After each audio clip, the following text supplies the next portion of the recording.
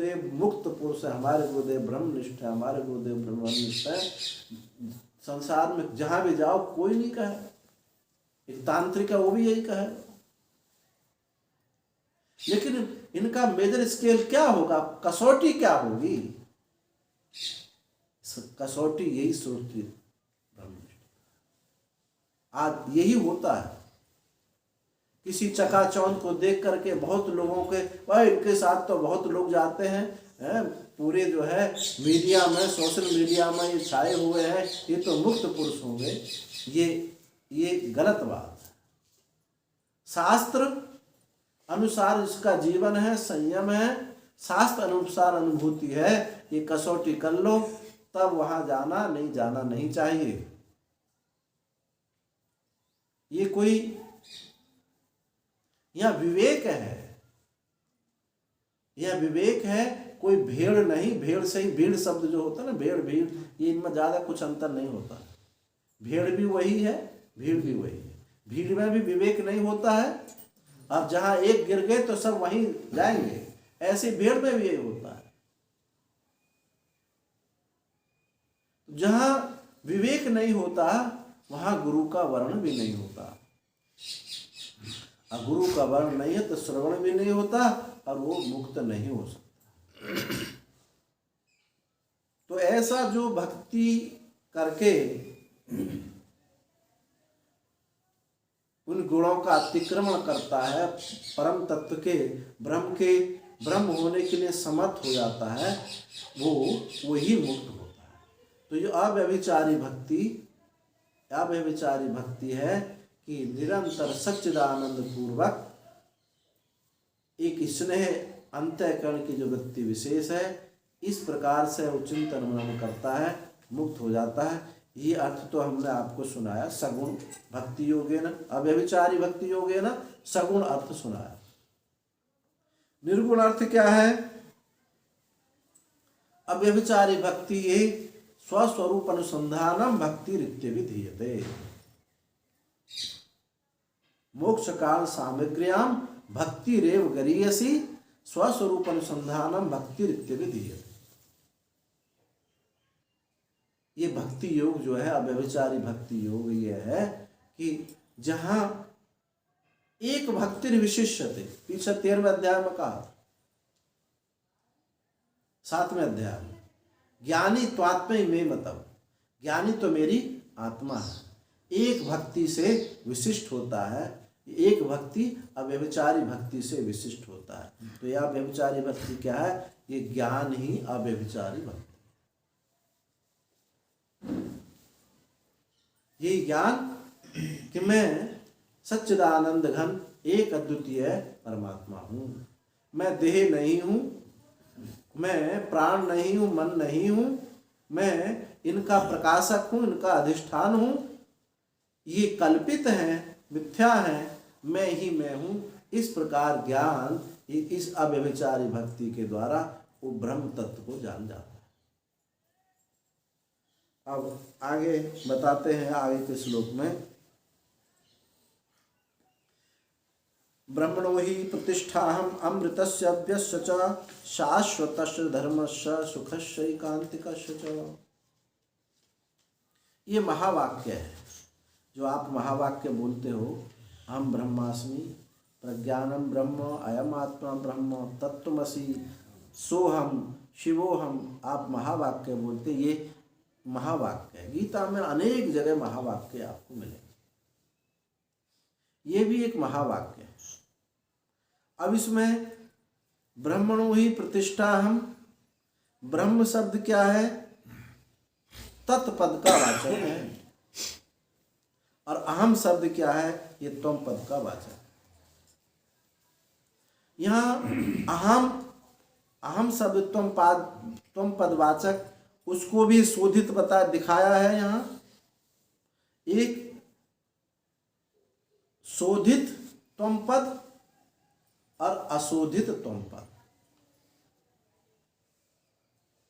ब्रह्म इस पंचभूतों का अधिष्ठान है, इस सृष्टि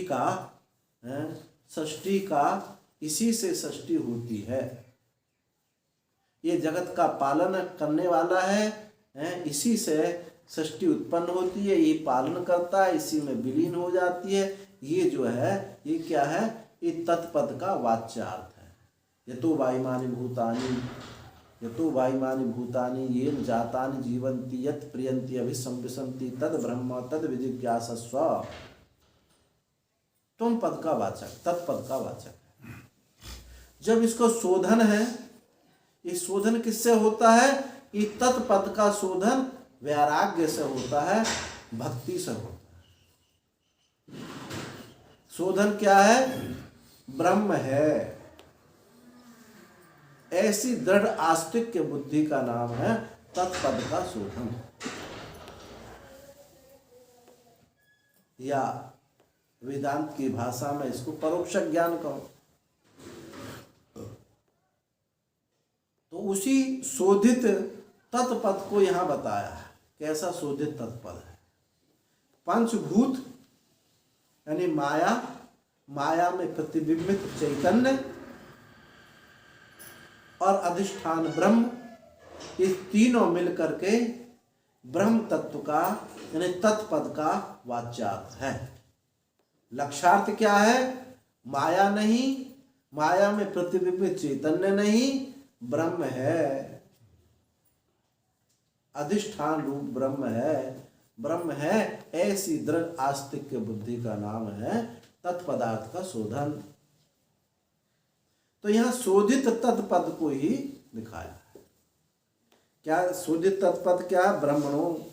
अब देखो ब्रह्मणो, ये भी षष्ठी विभक्ति एक वचन, अमृतस्य षष्ठी विभक्ति एक वचन, अव्ययस्य षष्ठी विभक्ति एक वचन, शाश्वतस्य ये भी षष्ठी विभक्ति एक वचन, धर्मस्य ये भी षष्ठी विभक्ति एक वचन, सुखस्य कांतिकस्य ये भी षष्ठी विभक्ति एक वचन।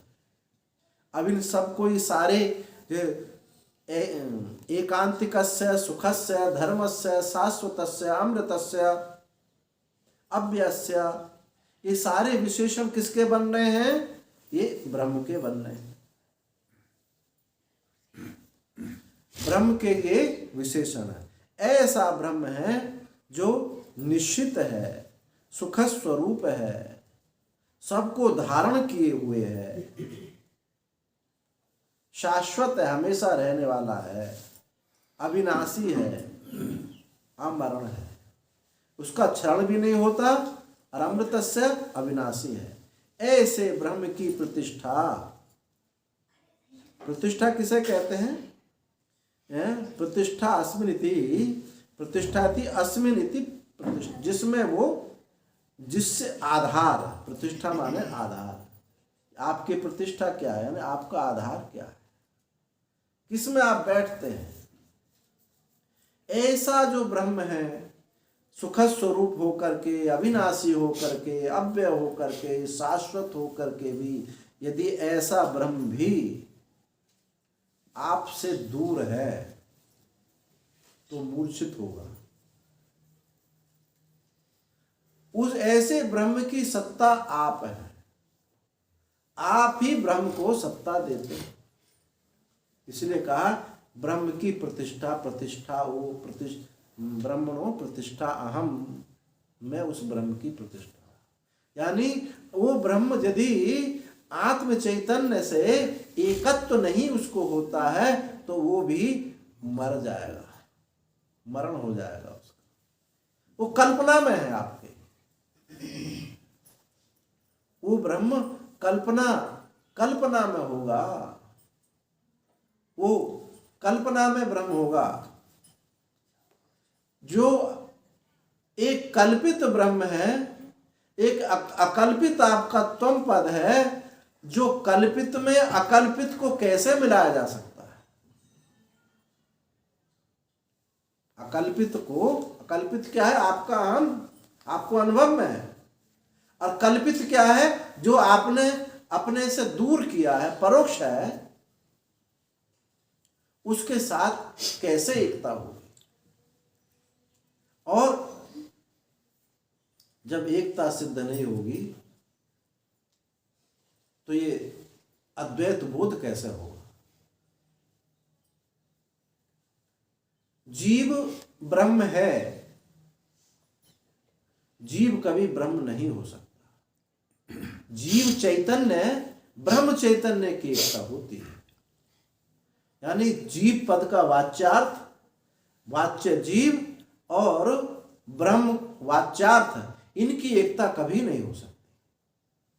जब महात्मा लोग कहते हैं जीवो ब्रह्मैव ना परहा, वहां समझना ये चाहिए कि जीव चैतन्य है, वो ब्रह्म चैतन्य एक है। जीव पद वाच्यार्थ ब्रह्म पद वाच्यार्थ की कभी एकता संभव नहीं। तो जो आपने कल्पित, आपकी कल्पना में जो ब्रह्म है और आपका जो अकल्पित अहम है, इनकी एकता भी नहीं हो सकती। ना तो वाच्यार्थ की एकता हो सकती है, और ना एक वाच्यार्थ एक लक्ष्यार्थ, उनकी भी एकता नहीं हो सकती है। यदि कल्पित के साथ आप अपने अहम को आप जोड़ते हैं, तादात्म्यपन्न करते हैं, तो एक देश एक काल में तादात्म्यपन्न रहेगा। आप भक्त हैं। कल्पित ब्रह्म के साथ एकता संभव नहीं है। यदि एकता तादात्म्यपन्नापन्न होता है तो कुछ काल के लिए हो सकता है, कुछ समय के लिए ऐसा हो सकता है, लेकिन वो तादात्म्यपन्न टूटेगा। यहां जो एकता है, इसलिए दोनों का शोधित रूप यहां इस श्लोक में दिखाया है। शाश्वत है, अविनाशी है, अमृत है, ये सब उसका क्या है? ये विशेषण ब्रह्म के शोधित रूप को दिखाते हैं। उस ऐसे ब्रह्म की प्रतिष्ठा मैं हूं। अब देखो, अपने से अन्य है तो एकता नहीं हो सकती। ये इसी अंतःकरण में, इसी शरीर में दोनों का भान होता है। आप ध्यान करते हैं, आप ध्यान करते हैं, आपको कोई संकल्प विकल्प नहीं उठ रहा है, तो आपको अंतःकरण में आपका चैतन्य स्फुरित होता है, अस्तित्व के रूप में भान होता है, शांति के रूप में भान होता है। शांत, आप ध्यान करते हैं तो शांति है। उस शांति में कुछ मैं बुदबुदाता है। क्या बुदबुदाता है? मैं कैसे? कि मैं शांति को देख रहा हूं, मैं बहुत शांत हूं। जो मैं बार बार बुदबुदा जाता है, इसी को हम त्वम पद कहते हैं। और जो आपके अंतःकरण में ही अस्तित्व के रूप में, शांति के रूप में जो कुछ बचा सा रह जाता, थोड़ा नितांत परोक्ष नहीं है। आई बात समझ में? नहीं, ये बात उन्हीं को समझ में आएगी जो ध्यान करते हैं। सबको नहीं आएगी, ये हमको पता है इस बात का, क्योंकि जहां संकल्प विकल्प में जी रहे हैं, वहां निसंकल्पता की बात समझ में नहीं आती है। अंतःकरण में जब आप ध्यान कर रहे हैं, तो जो शांति है, अस्तित्व है, जो भान आपको हो रहा है, वो कुछ आपके इस उद्बुद्ध होने वाले में से कुछ अलग सा मालूम पड़ता है, कुछ बचा हुआ सा मालूम पड़ता है कि इस में से कुछ बचा हुआ है। जो बचा हुआ सा है, यही उस तत्व की परोक्षता है। पर नितांत परोक्ष ऐसा नहीं है कि इस देह से बाहर दूर दरार देश में ये पंचभूतों से का अधिष्ठान रूप में कोई है, अलग है। ऐसा परोक्ष नहीं। ना ये परोक्ष है, ना ये अपरोक्ष है। अपरोक्ष इसलिए नहीं है क्योंकि मैं के साथ एकत्व नहीं हो रहा। परोक्ष, अपरोक्ष इसलिए नहीं, मैं के साथ एकत्व नहीं हो रहा, कुछ बचा सा हुआ मालूम पड़ता है। अन्यतांत परोक्ष इसलिए नहीं है क्योंकि आपके अंतःकरण में ही स्फुरित हो रहा है।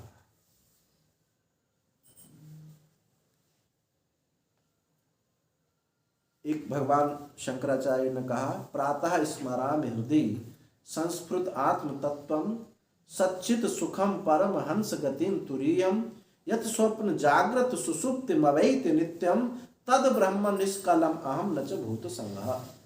ये महावाक्य है। ये भी आप तुम पद किसको समझते हैं? इस देह में जो स्फुरित होने वाला है, बुद्धि में जो स्फुरित होने वाला है, इसको तुम पद समझते हैं। लेकिन यह भगवान शंकराचार्य क्या कह रहे हैं? प्रातः स्मरामि, हृदय में स्फुरित हो रहा है, कुछ आत्म तत्व स्फुरित हो रहा है। और वो कैसा है? प्रातः स्मरामि हृदय संस्फुरित आत्म तत्वम, और वो क्या है? सत्यचित आनंद रूप है, परमहंसों की गति है, जागृत और स्वप्न सुसुप्ति में नित्य प्राप्त है, निष्कल है, उसमें कोई कलना नहीं है, कोई भेद नहीं है, वो ब्रह्म। निष्कलम अहम न च भूत संगः। अहम जो है ये तुम पद है। तो वो जो स्फुरित हो रहा है, कुछ बचा हुआ सा मालूम पड़ रहा है, जो मैं रूप से बुदबुदा रहा है, ये मैं, इस मैं को उसी में डुबो दो, क्योंकि वो वही है। वो जो मैं है वो वही है। जैसे सागर है, सागर में लहर है, लहर क्या है? सागर ही है। वो केवल समझना है कि ये लहर जो है सागर ही है, अलग इसका अस्तित्व नहीं है। वही बात बिल्कुल यही है। तो शांत सागर है, उसमें जो मैं उद्भूत होता है, मैं रूपी जो लहर है उद्भूत होती है, ये यही समझना है कि ये वही है। ये ही एकत्व है।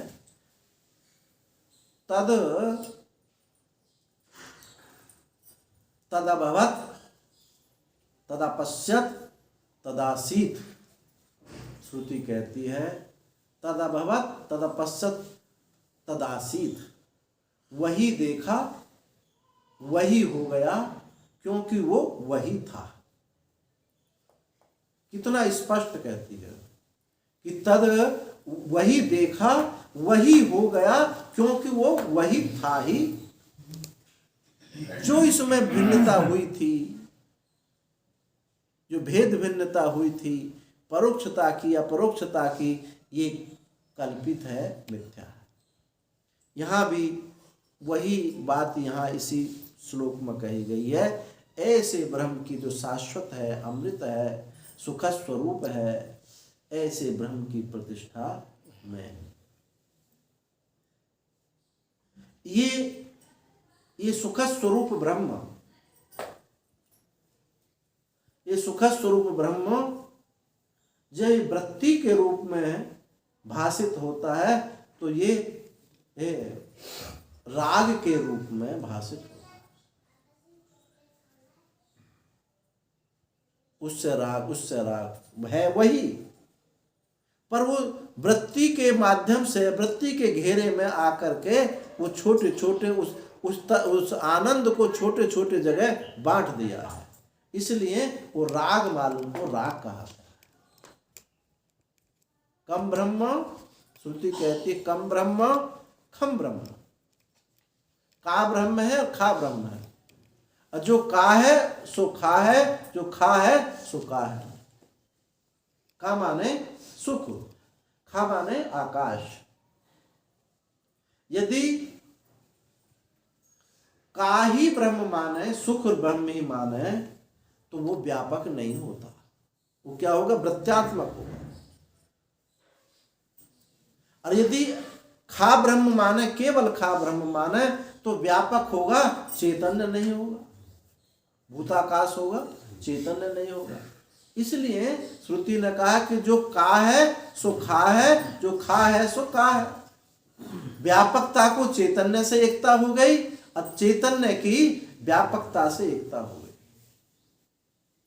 तो जो देखा वही हो गया, क्योंकि वो वही था। ऐसे यहाँ इस मंत्र में, इस श्लोक में भी, कि जो ऐसा ब्रह्म है उसकी प्रतिष्ठा मैं है, मैं से वो एकत्व को ही प्राप्त है। जो पीछे प्रश्न किया था कि गुणातीत के क्या लक्षण हैं, गुणातीत का आचार क्या है, गुणातीत कैसे हो जाता है, इन 2 श्लोकों में गुणातीत पूरा भी मत समझ में ना आवे। इन 2 श्लोकों को समझ जाओ कि गुणातीत कैसे हो जाता है, तो इस पूरा अध्याय इसमें चरितार्थ हो जाता है। 2 श्लोक। इस ब्रह्म की प्रतिष्ठा मैं हूं, आत्म चैतन्य से ये ब्रह्म नित्य सिद्ध एक है। अब गुणातीत हो गया। गुणातीत में जब ये भिन्नता थी तभी तो गुणों के अंतर्गत था, दायरे में आता था। जब चैतन्य नित्य सिद्ध चैतन्य की एकता है, क्योंकि दो सत नहीं हो सकते, 2 चेतन नहीं हो सकते, और आनंद भी 2 नहीं हो सकते, क्योंकि 2 सत इसलिए नहीं हो सकते कि उनका विभाजन करने वाला कौन होगा, 2 सतों को अलग अलग बताने वाला कौन होगा। वो कुछ सत होगा, असत होगा, कुछ इसी में से होगा। जब 2 सत जब असत हो गया तो कहने का कोई मतलब नहीं हुआ। 2 सतों को असत विभाजित करता है, इस वाक्य का कोई अर्थ नहीं है, क्योंकि असत माने कोई चीज है नहीं। यदि कहो 2 सतों का सत विभाजन करता है तो 2 सत नहीं, अनंत सत हो गए। और सत की परिभाषा ये है, सत की कभी भी वो बाधित नहीं होता। जब हम दूसरे सत को देखते हैं तो पहला सत बाधित हो जाएगा, इसलिए वो सत कहा। 2 सत जो आत्म चैतन्य आत्म सत था, जो ब्रह्म सत था, इनकी 2 सतों की सिद्धि नहीं हो सकती। और ऐसे 2 चैतन्य की भी सिद्धि नहीं हो सकती। चेतन का स्वभाव देखना और कभी देखने में नहीं आना। दृष्टा उसका स्वभाव है, कभी दृष्टा कभी दृश्य नहीं होता। ये बहुत बड़ा सूत्र है। जो दृष्टा है वो दृष्टा ही है, कभी दृश्य नहीं हो सकता। इसलिए 2 दृष्टा भी नहीं हो सकते। कहे कि एक दृष्टा हम है, एक दृष्टा आप है। हम आपको देखते हैं तो ये दृष्टा तो जो है दृश्य हो गया, और जब हम हमको देखते हो तो ये दृष्टा जो दृश्य हो गया। तो दृष्टा कभी दृश्य होता नहीं है, ये बात बिल्कुल सिद्ध बात है। तो दृष्टा भी कभी 2 नहीं होते। यहाँ जो सत है वो 2 नहीं है, चित है वो 2 नहीं है। इसलिए ब्रह्म चैतन्य है जो वही आत्म चैतन्य है। भ्रांति से ऐसा देखा जाता है। और कोई देखो, आप दृश्य की या दृष्टा की विभाजक रेखा क्या बना सकते हो? कहां से कहते हो कि यहां से दृष्टा है, यहां से दृश्य है? कहो कि आंख हमारी दृष्टा है, मन हमारा दृष्टा है, बुद्धि हमारी दृष्टा है। बुद्धि हमारी दृष्टा है, मन विभाजक रेखा है, ऐसा कोई कहे तो मन को आप देखते हैं नहीं देखते हैं? जो देख रहा है वो विभाजक कैसे हो सकता है? आई बात समझ में नहीं? कहो कि आंख जो है ये एक विभाजक है, यहाँ से डिवाइड हो गया, ये दृश्य है और हम देखने वाले हैं। आप आंख को देखते हैं नहीं देखते? देखते। जो देखी जाए वो कहाँ विभाजक हुआ? ये जो दृष्टा दृश्य का जो विभाजन है ये केवल नासमझी है। अज्ञानता से ये दृष्टा है, ये दृश्य है, जो एक ही वस्तु है। ये तो प्राइमरी में समझाने के लिए कहते हैं कि दृष्टा दृश्य का विवेक करो। तुम पदार्थ के शोधन के लिए। पर जब विचार करके देखोगे तो ये सिद्ध ही नहीं होता कि ये दृश्य है, ये दृष्टा है। एक अद्वितीयता आत्मा ही सिद्ध है,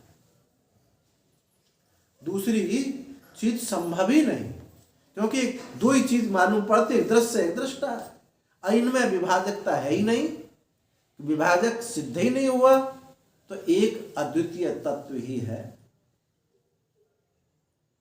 कुछ सिद्ध नहीं होता।